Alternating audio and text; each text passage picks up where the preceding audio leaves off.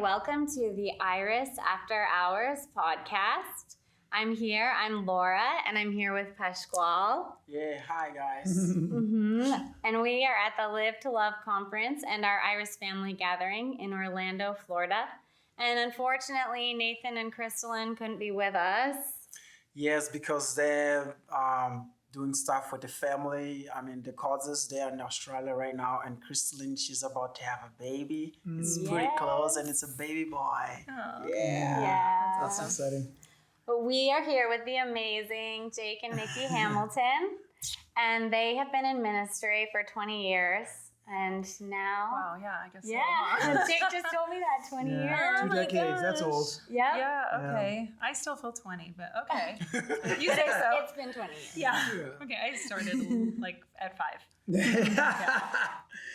And they have the One Flesh ministry, and Jake is the worship leader. I'm sure you've heard him worshiping. And can you guys share your hearts about what kind of your vision is of your ministry? Well, Kai, we've been in pretty much every role of full-time ministry. In 20 years, we planted a church, we planted a house of prayer. We've been in 24/7 prayer. Nicci's been a kids leader for the kids ministry. I've been a youth pastor. Done it all. Yeah, it's like we kind of played every role, traveled, and now in the last it was about 7 or 8 years, we've really just been focused on family and marriage. So for us, it's really been about sort of turning our eyes on our own home first. Like that's where it started. Right. So it was us figuring out, how do we do this? How do we do this as a family? How do we do this in a marriage where it's not just like, okay, babe, or one of the couple, one of the spouses has a calling from the Lord, and the other one then chooses to serve that calling, and it's just not the way the Lord intended it. And so for us, navigating that road in a culture that doesn't necessarily have a value system for it all the time, and or not even a value system, maybe that's the wrong language. It's just a lack of understanding on how it's supposed to work. You kind of just buy into the systems you're a part of more than trying to figure out what it looks like for you. And so for us, for 7 or 8 years, that's how One Flesh kind of got birthed, was out of the traveling, out of the ministry. It turned us back home. And then as we shared our story, that led others to share theirs, which is where it kind of was like, okay, we have an issue here in the body that we need to pay attention to, because we were pulled into multiple green rooms, multiple side conversations of like, man, that's a really great ministry. So good. Can we talk to you later? Can we have a conversation later? Like maybe we can talk to you. And then a pastor would pull us aside, a leader would pull us aside, a preacher, a worship leader. And then the conversation would begin. We're having trouble. Here's what's going on with us. And then nobody said anything. Yeah. And so that's kind of where we've been probably the last 7 or 8 years, not perfectly, just kind of trying to navigate the journey for ourselves in the midst of kids, one daughter with disabilities, 2 other, like our oldest daughter, and then 2 little boys running around in the midst of that. Not little, very little anymore, but 12 and 10, and then our 14-year-old daughter. So then navigating all that together as a family. Well, that was really what happened for us, is we married the ministry. We were both in ministry when we got married. As we were dating, our relationship was very much established in ministry. We worked well together. We both knew how to serve Jesus at, the highest levels together. So and in the conference world. Right. Yeah. So, isn't that make the perfect marriage? You get married and we're real great at serving Jesus together, not so great at serving each other, because that does not translate very well. Yeah, you're focused on Jesus and your calling. Right. And so we stumbled through trying to serve one another, having no grid for it, but with the focus always being serving the ministry, which in our minds, the ministry and Jesus were one. It took a long time to separate that out. And so that happens along within life in that process. You get married and we're serving the Lord and we're doing all the church stuff and we're busy, busy, busy. And then we have kids and we have a daughter born with a severe disability that derails the train. And it wasn't long, 7 years in, that we realized, this is a great business relationship, but it's not a marriage. Wow. And that's when it fell apart. And that's when we really had to begin to reestablish okay, if we were to take the ministry out, who are we as children of God? Who are we? What does God say about our marriage? How do we begin to function outside of the organization? Right. And that's been the journey we've been on, I would say, for the last 8 years, which sounds so, cute and sweet and romantic, but it's been a real bumpy, long journey, and it's the journey we're still on. But in the process of that, like Jake said, we had so many people, we tend to just be very open book people. In some ways, I think, God, it would be great if you were to just ask me how I'm doing. I could just tell you fine and move on. Right. We're just not those people. Yeah, I tend to be like, well, let me tell you what's going on. I have to tell you all the details. Yeah. I'm like, we're not doing good, which I think is the beauty of it. I wish to some degree, it's like, God, if we could have the safety of knowing even in the church that we can come and say, oh yeah, I'm not doing well today. Right.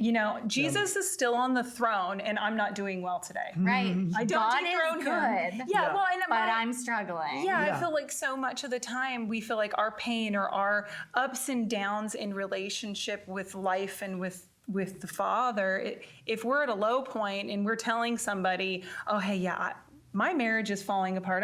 I'm failing in my relationship with my kids right now. It somehow feels like I'm dethroning Jesus, saying that. Yeah. And so I have to somehow put this bent on it but we're good. But we're okay. Jesus is still good. There's always qualifiers in the church. In charismatic world, there's just a lot of qualifiers for like, I've got to qualify my experience to match my circumstance so that that my theology is good. Right. And I don't think Jesus is just as concerned with some of those things as we are. Because it's more about us. It's more about how we look and how we present more than it is about who he is and his nature. Yeah, which is, I think, so that was the process of really going like, oh, I'm not doing well. We're not doing well. We're falling apart. Or we're trying to figure out how do we divorce ministry and how do we establish real family. Nice. And in that process, having so many people pull us to the side and go, oh, people who ran big ministries, people who you look at and on Instagram, they're looking great. Actually, I think there was real Instagram at that point. Instagram is such a distraction. Right. And they're going, hey, by the way, and my marriage is actually falling apart. Or gosh, that one cute. But you know what the best part is? The best part is we joke about it. Now we're making it public.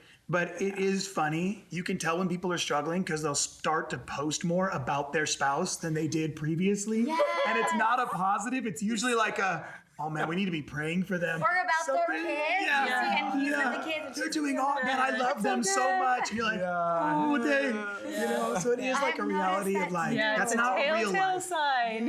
Because it's just not real life. And so we can present a false self so easily in the midst of it. So, how do you guys, confronting there's a good way to confront a situation, in a marriage, in a friendship, any relationship.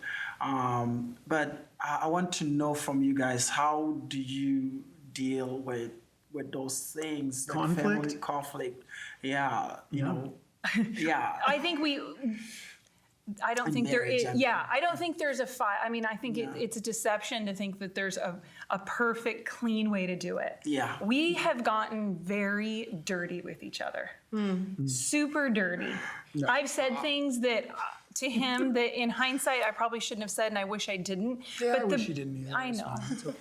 That's a whole other podcast. We'll get your photos. Don't worry, I'm gonna get freedom after this. It's gonna be great. Here's the beauty. I'm sorry for starting this off. I'll be back in 5.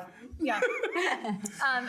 That's the beauty of covenant. Yeah. Right. That's the beauty of I have the safety and he has the safety to say the ugly, deep things in his heart, not to hurt me, but because we need to take darkness to light, and you don't do that in the quietness of your brain, right? Right. But I have the safety to lose it, to have a nervous breakdown, to melt down, whatever that looks like, in the confines of covenant, knowing that my brokenness, my messiness isn't going to scare him away.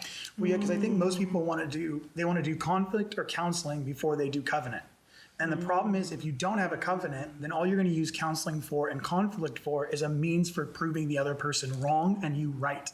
So counseling never really works, and conflict doesn't work if I don't go into that conflict knowing that this is a safe place. That's good. You know? And so for us, we go, well, we're in this, ride or die, we're in. Like, we are in this till death do us part. We're not going anywhere. Yeah. So, I mean, and the cool part is even in friendships, it's that way. Like I had Nicci Hamilton did this probably the best with me. It's probably the first time I ever experienced it. I'm on the phone and we're kind of going back and forth and it's like, yeah, we don't agree on this subject. You know what I mean? Yeah. And it's awesome because literally in the middle of the conversation, he stops and he says, I just want to let you know, this is where most people break a relationship with me, but I will be for your family for the rest of your life if you want it. And it was like almost That's him. powerful. Because when we stop people in the midst of like a conflict or counseling or whatever, and we say, no, we're in this. Like, hey, look, we don't have to agree on everything. Yeah. But Nicci's allowed to come to me and say, hey, this really hurt me. And I don't go immediately into defense. I do because it always triggers me almost every time because I'm just in my own perfectionism. I want everything to be perfect. So I go immediately to defending my position. And it takes me a few minutes to go, I'm really sorry. But if we know we have the safety of covenant, which is why people can't preach family if they're not going to do covenant. Family's super easy to preach. It sounds really sexy and it's really, really awesome. But doing covenant is way different. Because in all honesty, if I don't like the way you're doing things and I'm not in covenant, I just go somewhere else. I've got thousands of churches to choose from. Now on the planet, I got thousands of jobs to choose from. I got thousands of movements to pull from. I'll just move movement to movement. Come on, man. You know, that's not family. Family is, I disagree. It's not moving from a movement to a movement or from a church to church or from, Well, and I was just reading this with, in a book that I'm reading, where they were talking about, when it says, and when you get angry, don't sin in your anger. So what it's saying is, hey, look, anger is going to be a part of the process. It's but normal. notice at the end of it, it says, in that verse, it says, choose love and then forgive as Christ forgave you. So it means, hey, look, we're going to frustrate each other. And sometimes it's going to manifest in us as a little bit of anger, a little bit of bitterness, maybe a little jealousy. There's stuff that's going to manifest in us as we're in process, because all of us are in process. Nobody's got this figured out. That Nobody's is online. true. We're just in process. And then when we process that out loud, we're seeking forgiveness, which is what connection. So we're seeking, the goal of it is to not sin in our journey and to seek forgiveness and connection. Wow. Well, Jake, this is so good. That's why I want to keep going. We have many friendship and we have many relationships that are not doing well. I'm not prophesying, it's just, it happens. I know friends, I know families, I know relationships that are not okay. So do you have any story that you will tell here for whoever is gonna be watching this that we could use as an encouragement to them that started bad, but because of the covenant that you guys have, that you chose to have with each other, you were able to go through it and you passed it. We have loads of friends. So many. Yeah, honestly, we don't do it right. So please don't hear us saying, and we're so good at it. All of the friendships that get hard, we're awesome. We're covenant buddies. You know what I mean? It's like the truth is. Well, I feel like there's a lot of. We have some great marriage stories like that we can tell of just marriages who've pressed through divorce and remarriage and wow, that's powerful. Remarrying to each other. Not Yes, the people. I have to. People that have been Good to divorced for clarify. 9 months, a year, 3 years, tons of stories like that. But we were just actually talking about this last night or the night before about how when you have conflict with someone in a relationship, a marriage relationship, or a friendship, it's having that conflict, being willing to be vulnerable enough to put your emotions out on the table to say, you've hurt me. That's vulnerable. Just getting to step one to be able, I'm going to go to this person and I'm going to tell them they hurt me. And I'm going to have to be able to either accept that they're going to go, well, then I'm done with the relationship. I didn't hurt you. You're bad, whatever that is. Right. Or they're going to reconcile with you. But when you go in with the vulnerability of going, look, okay, I'm going to put it out there. You've hurt me. Right. And we're going to wrestle this out. And if you have a friendship where you can wrestle that out to the point where it's like, sometimes there's yelling, sometimes there's hanging up on the phone, there's human emotion involved in it, and it's good and it's real and it's raw. Yeah. But with the end resolve of, I might have hung up on you, but we're calling each other again. Right. And we're going to fight this out to the end. If it takes, 3-4 hours of back and forth on the phone, if it takes the hang up and the whatever it is, it's the going, I'm in it for the long haul. Yeah. I'm not giving up on you.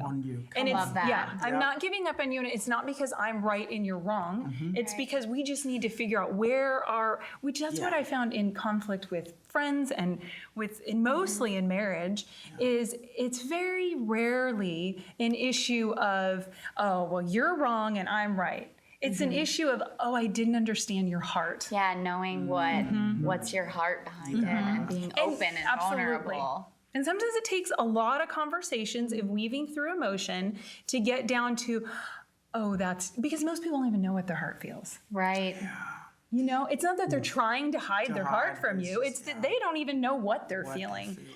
It's going to take a lot of digging and conversation for them to even know why they responded that way. But if you put in the time, there's that aha moment of, oh, I totally get why you responded that way, why it hurt me, and the whole thing becomes clear. Well, and I think obviously our goal is Christ likeness, you know what I mean? And I feel like,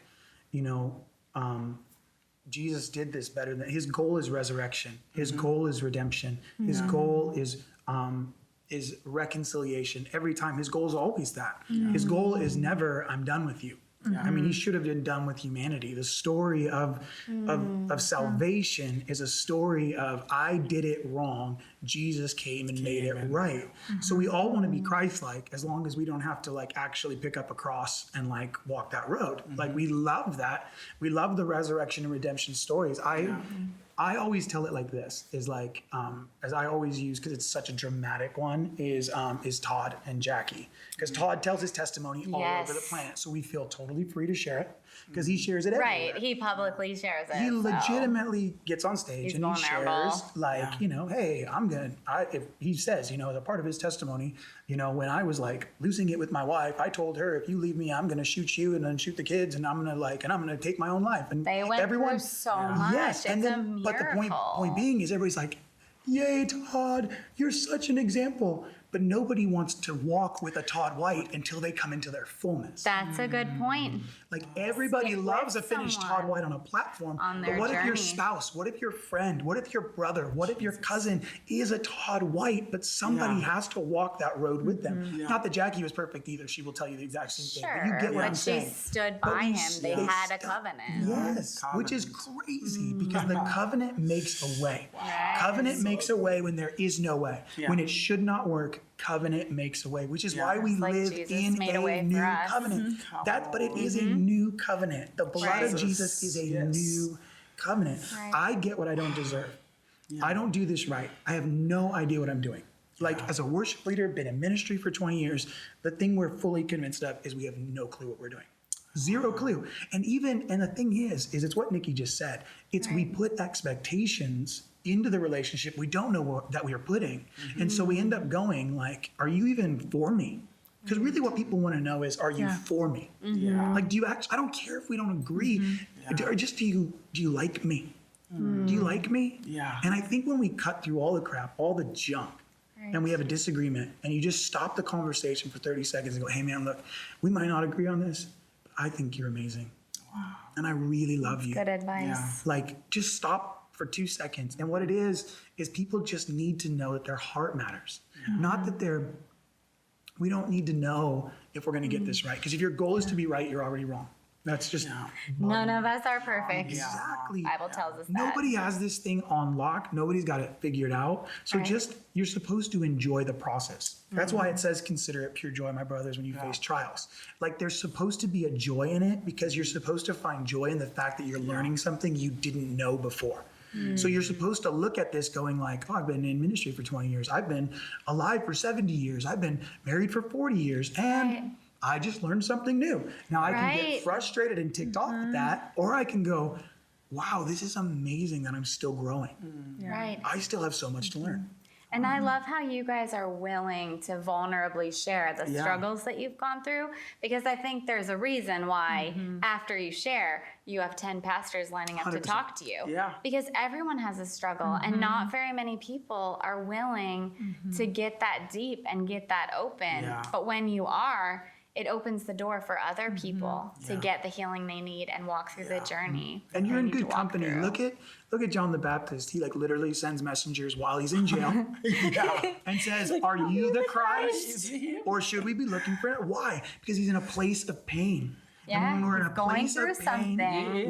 we Yeah. every time we're in a place of pain, this isn't a new idea. I was reading it from an awesome Barbara Brown Taylor book, but it's like I'm reading it and going, oh my gosh, he's in prison. He's in the place of hurt. He's in the place Right. of disconnection. Yeah. He's in that place of isolation, and he goes immediately to, are you really the one?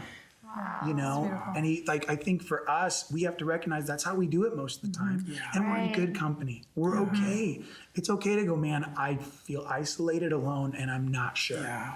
You know, Right. or take it as far as Jesus, my God, why have you forsaken me? Like Right. that's the idea from his painful place. He says, we know that that's bad theology. We know Jesus didn't leave him or forsake him. We get all that. Yeah. But what we course. do realize is that Jesus says, I can relate to your pain. To your pain. I can relate to your process. I felt can those I emotions. feel, oh my gosh, you're right. This is what it feels like. Right. You guys, when you Yeah. communicate it honestly and openly, Jesus doesn't look at it and go, well, I can't work with that. When we're just honest with others, tell them exactly what Yeah. we're going through. And we go, yeah, man, hey, I'm here. Like, this is where we're at. Yeah. People go, oh, thank God. Like, Yeah, I'm you not- don't find a criticism. Yeah. You find everyone saying, that's me too, that's me too. Yeah. Because people realize they're not alone. Right. Yeah. And they're longing for connection above Right. everything else. All they want to know is they can connect with another human being. And when they meet a connection with another human being, the person they ultimately find is Jesus. Amen to that. You know? Wow. Yep. Man, you are such an awesome, amazing, and powerful worship leader. Thanks. And I know I'm just saying because I love your worship and that's my style. Peshko is a worship leader too. Yeah, we've led worship. Well, you lead worship. We've led worship on together a outreach few every times. My week. own way, yeah. You lead Yes, worship I on do lead outreach worship. every week. I love it. Yes, guys, that's right. I lead worship. Anyways, yeah, talking, I just want to stay focused on this topic of being vulnerable. Like before the stage, sometimes you have those days you feel like, Yeah. things like that happen where you're having this and that, like a lot of conflict before you go up to the stage. Yeah. And believe it or not, we have a lot of worship leaders. And you have been how many years? 20 years. 20 years Yeah. of leading worship. Yeah. That's It's a long time. a long time. Thanks, Yeah. bro. Yeah, I know. Anyways, I would love for you to tell us or to encourage those who are taking this role of Yeah. leading worship, how to manage the conflict before the stage Well, I on think- transitioning to the stage. I think the hardest part, Nikki's watched me do this a ton just because I'm like, I don't feel like doing this today. You know what I mean? that's I'm like, good. I'm out. You know what I mean? I'm Yeah. like, Right. and one of the reasons for me, here's why, Yeah. is because there's not any songs I can sing from that place. Most Christian songs, especially like now in the worship culture that we have, everything's like, no, just put on the happy face. Yeah. And what I realized where the transition came from me was that it says, enter his gates with thanksgiving, enter his courts with praise. So before we get to praise, we have to be grateful. And so most people, they jump over gratefulness and go straight to praise and wondering why there's no breakthrough in the midst of their pain. So we have all this pain and we have all this hurt that we're trying to process. Yeah. There's no language for it. I'm not allowed to get on stage and just be like, today sucked. You know what I mean? Like, which is what we're really feeling. We would sing like a country song. My bank account's empty, my car doesn't work, and I'm supposed to go to a third world country. Yeah, and now I'm supposed to be here. Amen, amen, amen. But the difference is, I'm not supposed to go to high praise first. I'm supposed to go to gratefulness, because gratefulness unlocks the gates so that I can get into the courts. Whoa. So most people, they want to just put a ladder against the gates, say, forget gratefulness because I'm not feeling grateful, and I'm going to go straight to the happy song. Well, that doesn't really work both in any context for worship. That doesn't work. Right. You're actually not allowed to do that. That's called cheating. You're now trespassing in the courts because you didn't get a key to unlock the gates. And the key that unlocks the gates is us looking at our circumstance. And this is what I'm trying to get to, is write the songs that are honest. Yes. Stop trying to sing somebody else's. Whoa. See, we live in a culture now where we can literally have a release, get the lyrics, get the chords, sing it next week. But we didn't pay any price for that. Maybe we paid $3.99 for the app. Do you know what I'm saying? Right. Like we didn't pay any price to sing those lyrics. Yeah. We paid no price, and those lyrics were crafted by 12 people who all are bringing maybe some experience. Yeah. Maybe. Right. Really, we're just trying to craft a song. I'm not interested in that anymore. Yeah. What I'm interested is give me a kid with a banged up guitar who knows two chords and can just sing his heart. Give me that. And we need more of those, because in all honesty, they're going to give us, those kids are going to give us songs that allow us to get on stage in the midst of conflict, in the midst of hurt, in the midst of pain, and walk onto a platform and sing, this is where I'm at. And God actually enjoys that honesty about here's where I'm at. And from that place, I'm going to tell you I can find 3 or 4 things that I'm actually grateful for. And when I do that, I unlock gates that everybody else is jumping over. I unlock gates, and now I have authority to walk into the courts. Yeah. It's good. You know? Good. And so that gives us the permission. So I would say that 2 things. Number 1, gratefulness. And number 2, write the songs. Because we need those songs. Yeah. And there's no Of those rules. moments. I'm just so over it. I'm going too far. But you don't have to start with a big song. If it's not where you're at, then don't sing that. Like, you know what I mean? Like, you were Sing chosen. your way there. Yeah, you're a leader for a reason. Yeah. So that conflict is happening for a reason. Yeah. And you're allowed to get up there and sing a chorus that's just straight from your heart, that allows you to respond in gratefulness for the things that you are grateful for, and allows you to get in. So that way you can get into the courts with honesty, with integrity and authority, you know? And we need that. We need leaders who are just honest with where they're at. And the problem is they're not singing their way in. They're like, then they go into like, I'm going to preach a sermon on it with my guitar hanging from me or behind a keyboard. Right. That's not the answer. Right. That's just called control. At that point, I want to hear the song. Give me the 3 lines. Wow. They don't have to make sense. Just give me the 3 lines that are honest. And I promise you, God will show up. I promise. After 20 years, that's what I learned. I have definitely learned that when I'm in my most awkward, broken spots and I just sing from my heart, He is faithful to show up despite me. Yeah. Wow. Despite me. You know, so, I mean, but that takes a lot of courage. Right. That takes a lot of courage. Anybody can get up there and go, we're going to start with What a Beautiful Name. Anybody can do that. I'm going to get up there and sing Reckless Love. Like, that's easy. Not very honest, but it is easy, and people will sing along. But is the goal to sing along, or is the goal encounter? Right. Is the goal connection? Is the goal intimacy? Because that takes a lot more courage. Yeah. To get intimacy requires a lot of vulnerability and a lot of courage. You know? And again, that allows people to draw in Exactly. Yeah. and to go where their heart is at too, Yeah. if they're going through something similar. Yeah, and how much of, sometimes we don't realize that the life we're living is just as prophetic as a word we might get. So that what we're experiencing, because we write everything bad off as the devil, that theology doesn't allow us to experience God in the midst of our pain. So when we sing it, we actually start to believe that, I might be experiencing the prophetic word. Yeah. You know? That perseverance, teaching That's right. perseverance, That's teaching right. character, So when getting I to get that up there place and of start hope singing in the that midst painful of reality, trial. people might start to go, oh, wow, exactly what you said. I can relate to that. Right. Finally, I can enter in. Yeah, And they have and they sat- can get the breakthrough. They can Exactly. sing their way to breakthrough. That's exactly it. From their situation. Because they can find the two things they're grateful for. They can Yeah. find the midst of their pain going, God, he's still here. He's Yeah. still here. Okay, I'm allowed to sing this in church. I want people to say that most of the time. Right. We're allowed to. I love that. We're allowed to sing this. Like, is that okay to sing this? Yeah. Because it doesn't sound very happy. It doesn't feel like I know.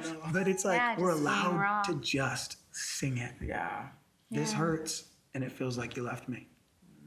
If Jesus can say it from the cross, I can sing it from a stage. That's just the way I Amen. feel. I was having that picture like Yeah. just before you say that. Because it's what Nicci said. It doesn't dethrone him. Yeah. You know. I also wanted to ask you, you're actually my favorite playlist for my runs because I always run I'm gonna faster. open my own gym one day. I always run faster when I'm listening to Jake. Yeah, oh Jake. But especially there's a line about someone in this generation is going to Yeah. capture a sound that's going to shake this nation.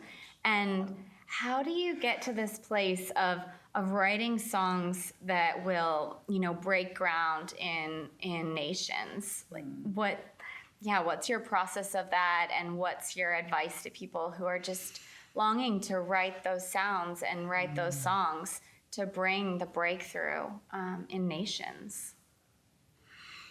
That's such a big question. Yeah. Well, I can say even just watching him for, Yeah. over 20 years now, I guess. You'll be the expert. Like, what are you going to say now? Yeah. Starting off in just, leading worship in our small church of, a couple hundred or whatever at 19. And there's part of it, I do feel like there's certain people that are just chosen, and I don't. Called for that. Yeah, I don't. Right. I've asked God about this before, like, why? You just you put that on people. You just choose people, and I don't understand your ways, Right. And to some degree, he was just Definitely chosen. Yeah. Definitely. To carry There's a that. sound. But in that, breakthrough. I've watched him from 19 get up on stage and do exactly what he's talking about in rooms when he was 19 years old, and he didn't have the It wisdom feels and like that. Yeah. When he sings. Raw. Yeah. he didn't have the wisdom, he didn't have the theology, all those things that he has now at 19. So no was a hot filter mess. back then. Yeah, Zero there was filter. much less filter, absolutely. But I honestly think that's where the ability to be able to do what he does now comes from, because Right. he just would lay it out there to the point where the pastor would on the regular have to come up and be like, hey. So you don't need to tell everybody every sin in your life on Sunday morning during church, during worship, I but just it had was, I was he like, didn't I have just a grid couldn't for do it. Hey, Lord, before you But it was so- confess all my sin. It's exactly what happened, though. real. It brought those were my times in worship. We were Nothing married. hidden. Yeah. Nothing hidden. Yeah, we weren't dating, we weren't married. He was just the worship leader at the time of the church I was at, and those were the times where watching him get up there and be so raw about where he was at and Right. vulnerable. And I'm also 19, so we're struggling with similar things, Right. And it was like, oh, that's when the Lord spoke to me. But I think developing this, so this is 20 years of developing the ability to go okay, God's going to show, just like you said, God's going to show up when I go into that vulnerable place. Right. And God meets him on a stage and meets the rest of us in the room in that moment. Yeah. I think, I would say really twofold. We really got, I would say I still get on stage on the regular and am afraid of what might come out. You know what I mean? Like, I don't know what I'm doing. Yeah. So like I've 20 seen years you- in, yeah. I just don't know what I'm doing. And so the Lord will always give me a part of a line. So like even the one you're mentioning, someone in this generation, that was completely prophetic, was not recorded. Like that got recorded in one take. So that was it. Yeah. So that was completely prophetic, was not written. That was just it. And the point being with that stuff is really, well, let's go to just the actual expression. The expression is, God's going to give me a line and I'm going to shout it as if I've sung it 1,000 times. That's good. And I don't care because I'm not in this for what I look like. And I see so many worship leaders get up on stage and I know they have something prophetic, but instead of singing it, they start to talk it because it's way safer. So they start trying to explain it, and we don't need to explain it. How are you going to explain God? Like you just can't. You can't explain That's a big one. an encounter. You just yell something or whisper something. Me, I don't know how to not yell it. I had one leader come to me one time, and he'd go, when you're in love with someone, you don't shout it in their face. And I said, yeah, but you might scream it from a rooftop. And I'm like, love that. we have to remember that it's not either or, it is both and. We need the whisper and we need the shout. Right. And so there's the expression, which is stop trying to talk your way out of it, worship leaders. Yeah. Stop trying to give context. It's never going to work. You're going to over explain and you're going to lose the moment. Just sing the line that's in your heart. Whoa. It doesn't have to Receive it. rhyme. It doesn't have to make sense. And when you have 20 years of doing that, it's like, I can tell the difference between my voice and his. But there's still times I still go on stage and I'm terrified. I still go try to lead and feel like I have no idea what I'm doing.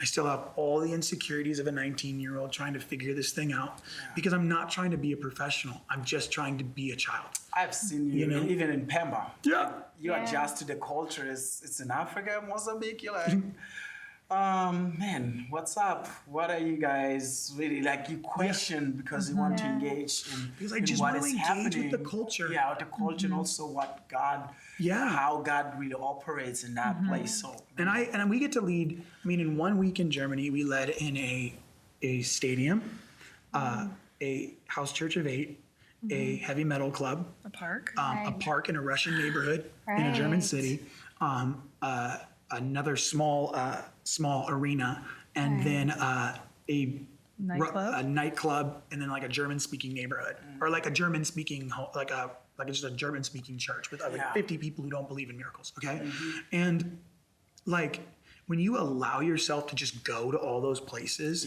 you really begin to understand what Paul's saying. It's like you really do get to become all things to all men, because you have to go, I'm not going to come in here and just scream the anthem. I'm not going to just come in here and sing war drums. Like, what are you doing in What's this the song place? for this And moment? here's the truth. And And here's the truth. Right. Most of the songs have yet to be written until you get into the room. Wow, and that's vulnerable. Because nobody's focused on the songs of that culture. They go in and go, what is my song? Okay, go ahead and translate this, it's my song. And instead of going into the room and going, what are you doing? That's good. What's your song? What's going What's on? the Like, what's song? happening with the leadership? God, Okay, what's your God, song what are you over doing? them? What's this? Yeah. What's this happening here? Yeah. They don't believe in miracles. Oh, it's so interesting. Let's just sing about that. Let's just begin to sing a few lines about that. And even here, like, I know coming and doing something with Heidi that I'm going to sing a different set of songs than if I'm doing something with David Hogan. That's real. Or Leif Hetland. Yeah. Or if I'm at Bethel. Or if I'm at, you know what I'm saying? Like these are different sets. Now I could come in and just go, well, you're not really being you. Oh, no, I'm fully being me, yielded to Jesus because I want to be in his hand. So that I would say that's the expression. The only other part I'd share, which is the short version, is you have to be birthed in the house of prayer. There's not an option. Now I'm not saying International House of Prayer when I say that. I'm talking about Amos, Incense Arise. Like, let us be a people and a culture of prayer and worship. Because here's what I do realize. I write down choruses, lines every single day. What I don't know is who they're for and where they're for. So a lot of people will go, dang, you made up a whole song while you were on stage. And I was like, most people don't know I'm making up entire songs on the platform. They just go, oh, that's a cool new song. They just didn't have the lyrics for it. I'm like, no, I wrote the entire song on the platform. Well, one time I had breakfast with Jake in Mozambique, and we had breakfast. I was sharing my heart, sharing my story. And then we went straight into class, and he was leading worship. And he just started singing prophetic songs all about our breakfast and all about my journey. It was good. It was pretty awesome. Well, because it's like, I feel like the preparatory part is when we're birthed in intercession. When we're like in intercession and we're in prayer and we're in worship as a lifestyle, then I may have written that 3 weeks ago, but all of a sudden I'm in an arena in Latvia. And I'm like, all of a sudden the chorus comes out. And I'm Right. like, wow, I wasn't expecting that. And it's like, because it's all being stored back here and in here, Right. that I don't know I'm writing it for a nation. So to your point, I don't know it's for a nation. I don't know. So there's the expression part, which from the platform, you got to be super vulnerable, let yourself be led by the Lord. But that expression comes from multiple encounters where I'm building up this history with God that nobody can steal. Right. Nobody can take those. And they're the not intimacy. Well, and I think in sort of business land, we would try to take those and make those, okay, well, now how do we market that? How do we put this into a song? And how do we use that chorus? And let's build a verse around it. Instead of just showing up and going, I'm just going to yell it. I don't have to build 3 songs around this, 10 songs around this. I don't need an album. I need God to break in. Yeah. Yeah. Wow. What is the song that you sung on the board that we kind of went? Oh, I couldn't sang in remember. Vancouver? I do. Yeah. I do remember there was a couple choruses, but I don't know Yeah. what they are now. It's You really said your easy. friend wrote it, Which one? and then, oh man, Come on, Pastor Wall. I know we sung on the boat. How many years ago?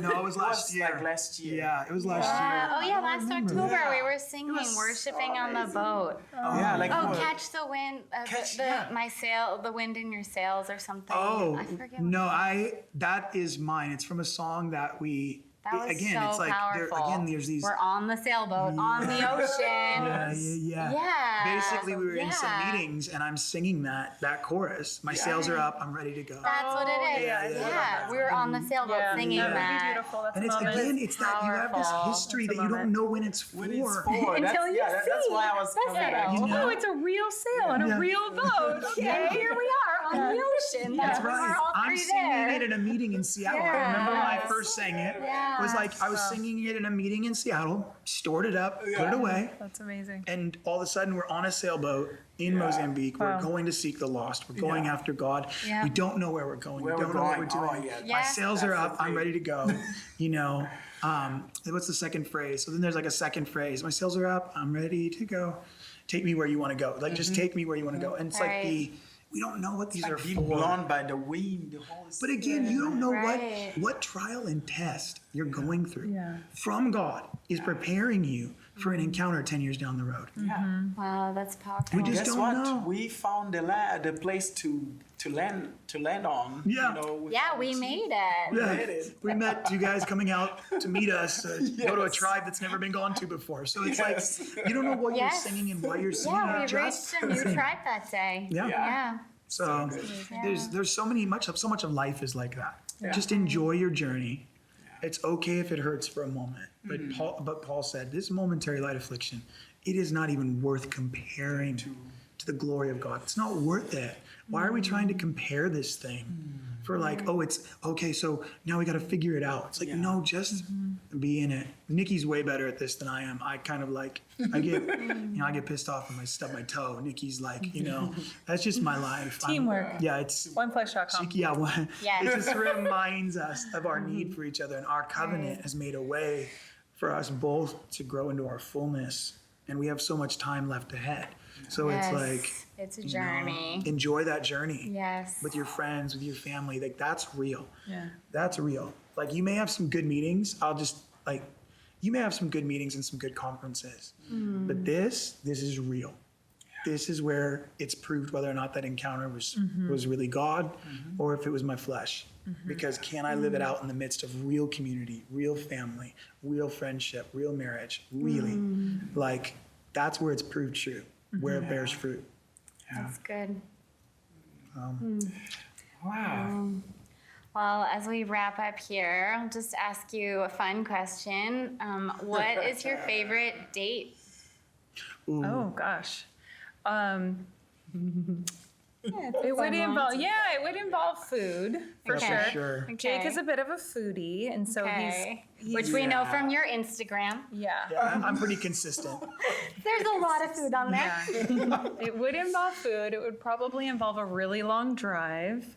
We Okay. find that you get in the car and you just start driving for a while. You can talk about things that maybe you've never talked about. Yeah. That's great. Because there's not much else in those moments. So I think really some of our best dates involve deep conversation and great food.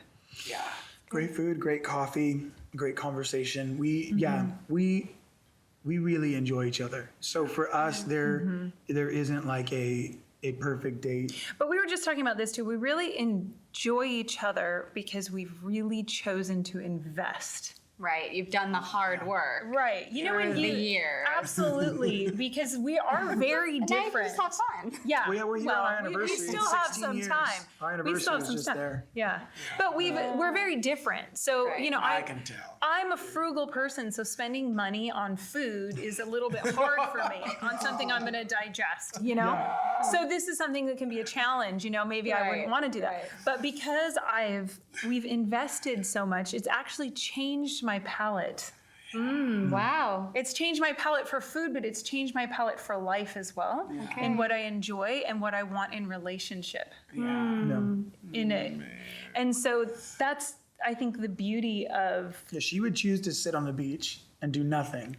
and Jake wants to run the world. Yeah. However, my palate has changed. Exactly. together. And Well, so now yeah. I enjoy So for me, running. I'm like, yeah, I could sit here for a while. You and know? he enjoys Yeah. sitting more. So Yeah. that's just, Yeah. that's the beauty of it. One flesh coming closer and Yeah. closer together. Yeah. Yeah. We've Yeah. really chosen it. We just love being together. What about the favorite movie? Ooh. Nikki hates movies.